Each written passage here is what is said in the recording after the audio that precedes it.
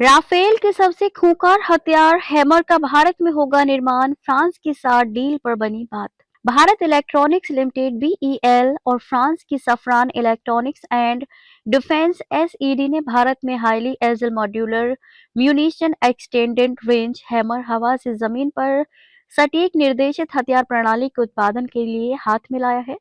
ये समझौता 24 नवंबर 2025 को नई दिल्ली में सचिव रक्षा उत्पादन संजीव कुमार और सफरान के सीईओ ओलिवियर एनरिच की उपस्थिति में संपन्न हुआ।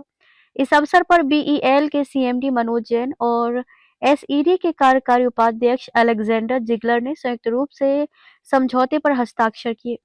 राफेल का घातक हथियार माना जाता है हैमर। हैमर एक सटीक निर्देशित हथियार प्रणाली है जो अपनी उच्च सटीकता और मॉड्यूलर डिजाइन के लिए जानी जाती है, जिससे यह राफेल और हल्के लड़ाकू विमान तेजस सहित कई प्लेटफॉर्मों के लिए अनुकूल है।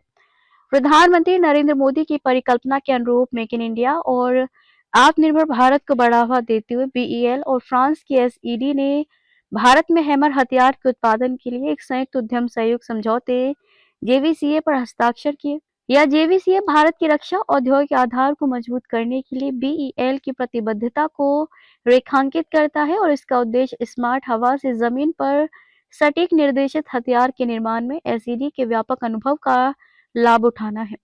भारत में ही बनेगा 60% तक पार्ट्स। 11 फरवरी 2025 में एरो इंडिया के दौरान दोनों कंपनियों ने सिर्फ समझौता ज्ञापन पर हस्ताक्षर किए थे। आज वही बात एक संयुक्त उद्यम कंपनी जेवीसी बनाने तक पहुंच गई। नई कंपनी प्राइवेट लिमिटेड होगी जिसमें बीईएल और सफरान का बराबर बराबर 50-50% हिस्सा होगा। शुरुआत में कुछ पार्ट्स फ्रांस से आएंगे, लेकिन धीरे धीरे 60% तक सब कुछ भारत में ही बनेगा।